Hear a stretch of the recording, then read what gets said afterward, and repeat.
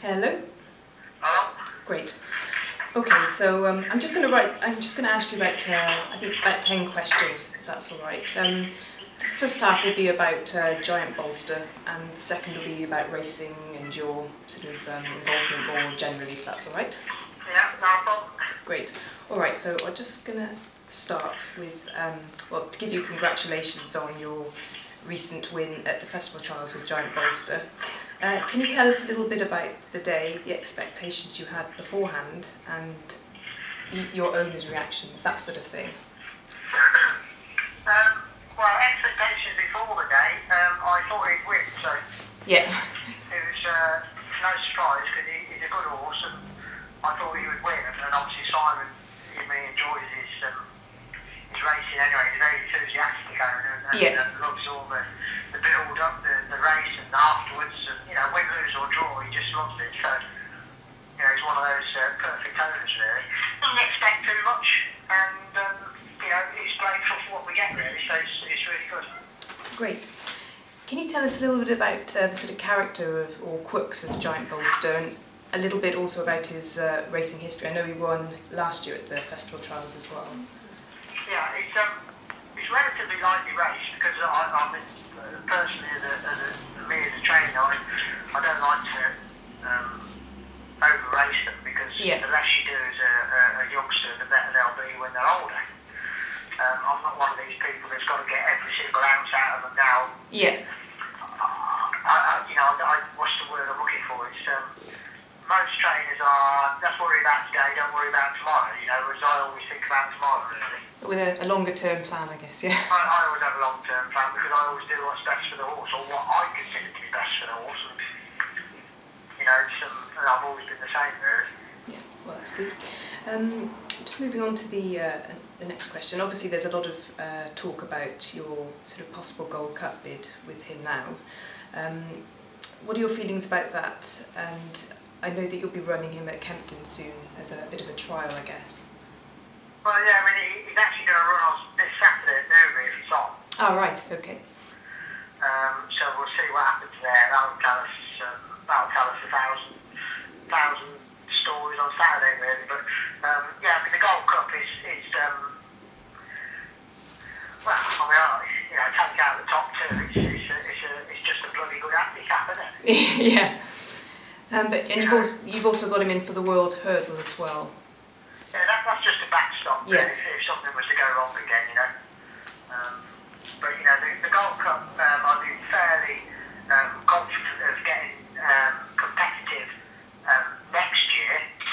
Obviously, because he'll be a year older and a year wiser, as we all will be. And this year might just be a little bit early. But however, Saturday, Sammy, which is what we call the Giant Bolster, Sammy will tell us on Saturday where we should go.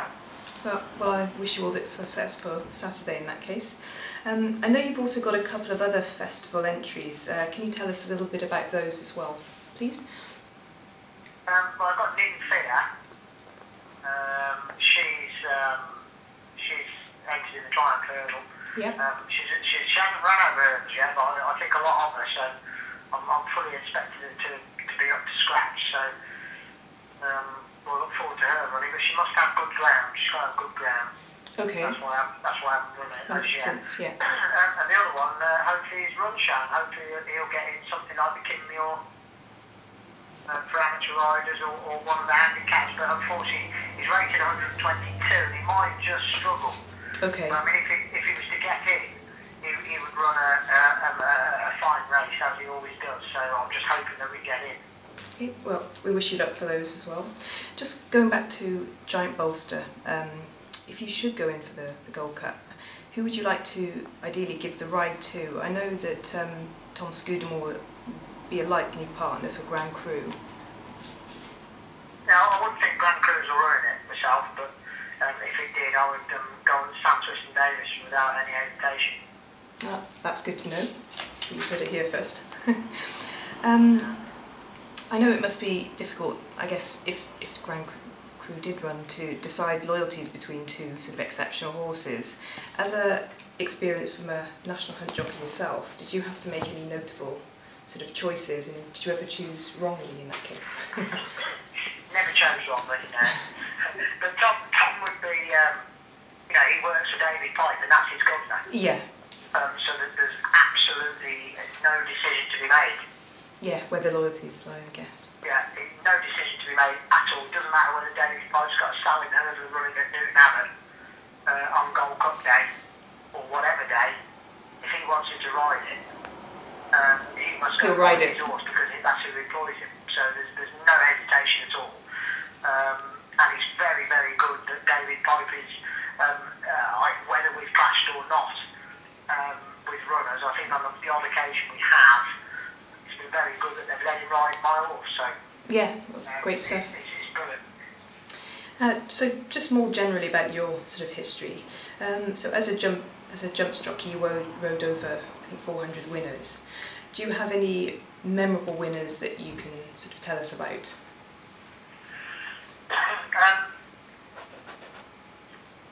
The Winnie the Witch for my dad at the festival, that was obviously brilliant. Yeah.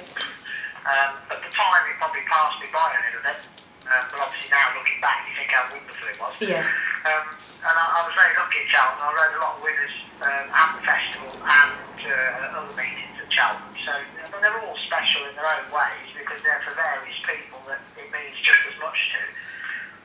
I think Cheltenham in general, it's very hard to sort of put a particular race or anywhere really, because I was lucky enough to win the Scottish National and Earth Summit, Scottish Champion Hurdle, yeah. and it was brilliant. But any big race is special really. But I suppose, just from a purely family point of view, I mean, Winnie the Witch was obviously special because Dad's was a small yard. Yeah. I was a young jockey starting out. And have a big, yeah. And it was just absolutely unbelievable. Now, these things do happen. They do happen. So. And did you have any disappointments along the way on the flip side of the questions, if you like? When I broke my arm and I had to give up riding, that was obviously a disappointment. Big disappointment, yeah.